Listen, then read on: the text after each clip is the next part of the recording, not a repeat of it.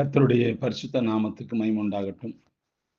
ஆண்டவரும் உலக இரட்சகருமாகிய இயேசு கிறிஸ்துவின் ஈடு இணையற்ற இன்ப நாமத்தில் உங்களை யாவரையும் நான் வாழ்த்துகிறேன். கர்த்தருக்குள்ளாக உங்களை ஆசீர்வதிக்கிறேன். கர்த்தர் தாமே இந்த நாளிலும் உங்களை ஆசீர்வதித்து வழி நடத்துவாராக. பிரியமானவர்களே, இன்றைக்கும் தியானிக்கும்படியாக எடுத்துக்கொண்ட பரிசுத்த வேதாகமத்தினுடைய பகுதி லூக்கா எழுதின சுவிசேஷம் 2ஆம் அதிகாரம் 37வது வசனம். லூக்கா எழுதின சுவிசேஷம் 2ஆம் அதிகாரம் 37வது வசனம். ஏறக்குறைய 84 வயதுள்ள அந்த விதவை தேவாலயத்தை விட்டு நீங்காமல் இரவும் பகலும் உபவாசித்து ஜெபம் பண்ணி ஆராதனை செய்து கொண்டிருந்தாள் என்று வாசிக்கிறோம். இன்றைக்கு அநேக கர்த்தருடைய பிள்ளையுடைய வாழ்க்கையில இந்த அனுபவம் ரொம்ப குறைவு. எல்லாரும் பணம் இல்லை என்று சொல்வதில்லை, எல்லோரும் வசதி இல்லை என்று சொல்வதில்லை.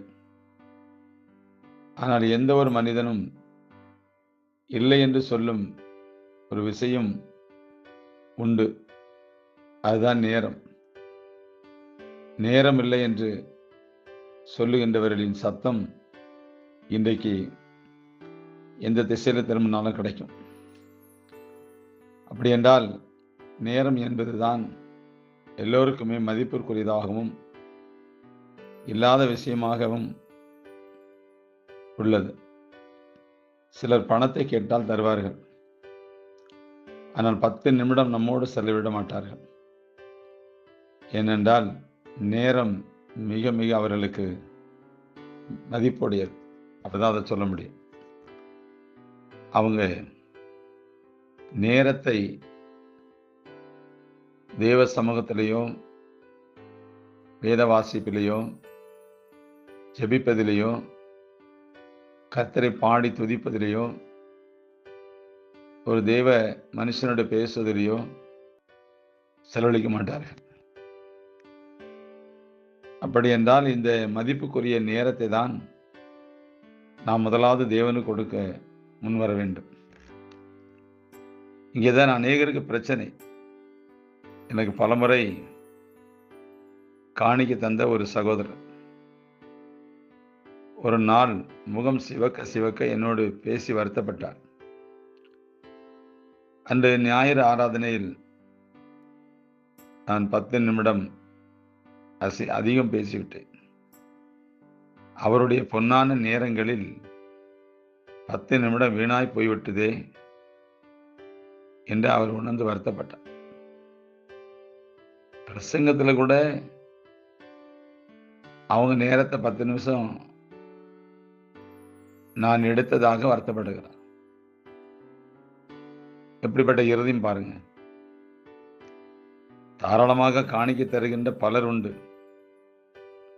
முழு ஆழத்தையே கட்டி கொடுக்கும் பலர் உண்டு. ஆனால் தேவ சமூகத்தில் செலவழிக்கவோ அவர்களுக்கு நேரம் இல்லை. அவர்களுக்கு நேரம் இல்லாமல் இல்லை, ஆனால் தேவ சமூகத்தில் நேரம் செலவழிப்பதையும் சபையின் ஐக்கியங்களில் பங்கு கொள்வதையும் மிக மிக அவசியமாக எண்ண முடியவில்லை. தாவீது, தானியேல், நெகேமியா போன்றோர் மிக அதிக அலுவல்களை உடையவர்கள் தான். அவர்களுக்கு நிறைய பொறுப்புகள் இருந்துச்சு. ஆனாலும் அவர்கள் தேவனுக்காக கொடுக்கும் நேரங்களை அதைவிட மிக மிக அவசியமானவர்களாக எண்ணி அவர்கள் தேவ சமூகத்தில் நேரத்தை செலவழித்ததாக பரிசுத்த வேதாகமத்தில் நாம் பார்க்கிறோம். இன்றைக்கு அநேக தேவனுடைய காரியங்களுக்கு போதிய நேரம் செலவழிக்காமைக்கு உண்மையான காரணம் நேரம் இன்மை அல்ல. அவருக்கு நேரங்கள் கிடைத்தால் கூட தேவனுடைய காரியங்களில் மனமுந்து ஈடுபட மாட்டார்கள். அவர்களுக்கு செய்யும் பக்தி செயல்களாலும் சில நல்ல ஒழுங்குகளை குறித்த உயர்ந்த கணக்கிட்டாலும் தங்களின் மனம் திரும்பாத இருதய நிலையை உணர முடியாதபடி குருடராகி போனார்கள் என்பதுதான் உண்மை. செயல்களில் அல்ல, நம்முடைய இருதய குணங்களிலும் பண்புகளிலும் நம்முடைய உண்மை நிலையை நாம் பார்க்க வேண்டும். லூக்கா எழுதின சுவிசேஷத்தில் 18ஆம் அதிகாரம் 1 சில வசனங்களை வாசிக்கும் போது அங்கே ஒரு விதவை சகோதரி உலக பிரகாரமான ஒரு நியாயாதிபதியிட்ட போய் தனக்கு நியாயம் செய்ய வேண்டும் என்று சொல்லி ஓயாமல் அவள் அவனை தொந்தரவு பண்ணினாள் என்று வேதத்தில் வாசிக்கிறோம். அந்த நியாயாதிபதி யாரையும் மதிக்காதவன்.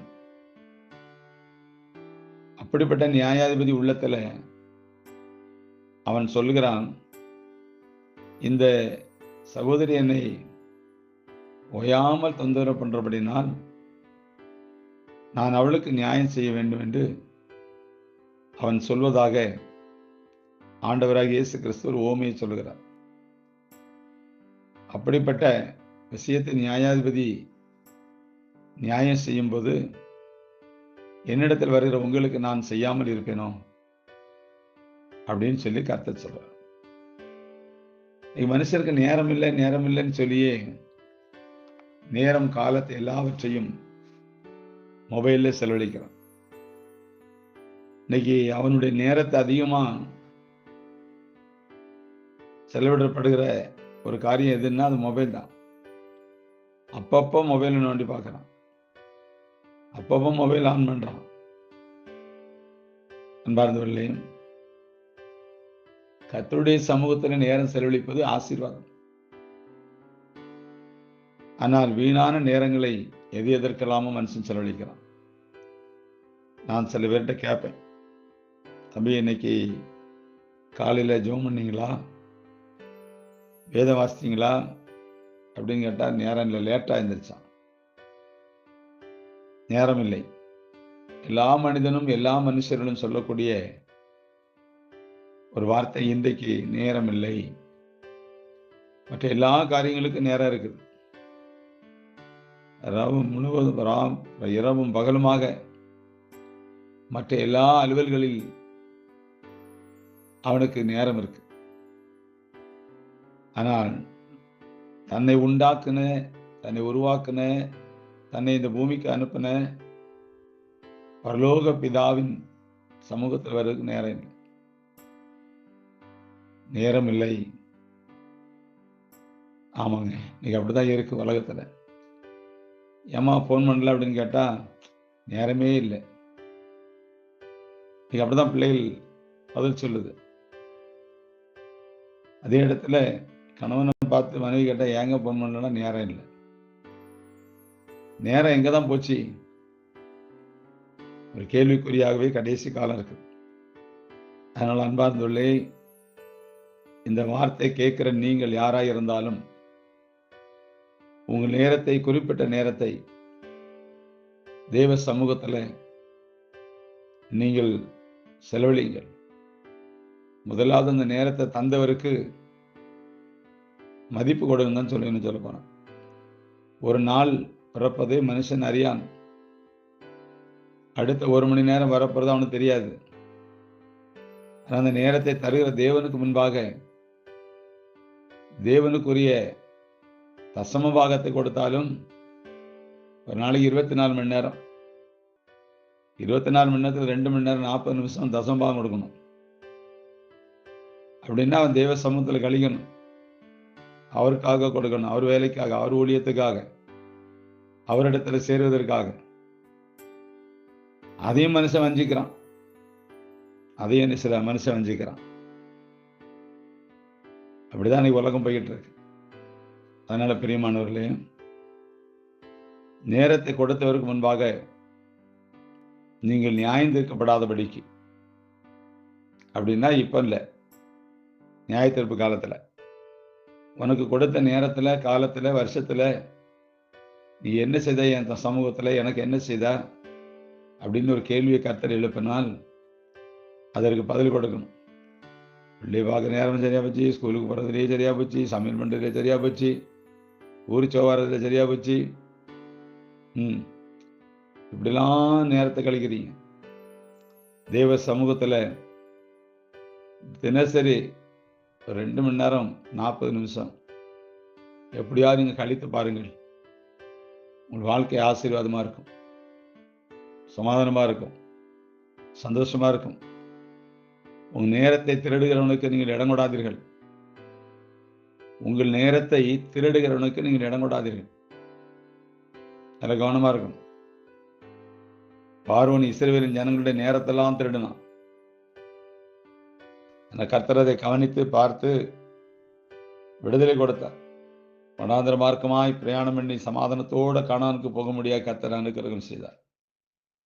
ஆனால் அந்த ஜனங்களுடைய இறுதியம் பார்வோனுடைய அந்த எகிப்து தான் திரும்பிச்சு. அன்பார்ந்தவர்களே, இது எதற்காக சொல்லுகிறேன் என்பது எனக்கு புரியவில்லை. என் ஆவியில வருகிறதுனால சொல்றேன். கடைசி காலத்தில் வந்திருக்கிறோம். நேரத்தை கர்த்தர் கொடுங்க. தேவ சமூகத்தில் அவரை பாடி துதிங்க. வசனங்களை வாசித்து கீழ்ப்படிங்க.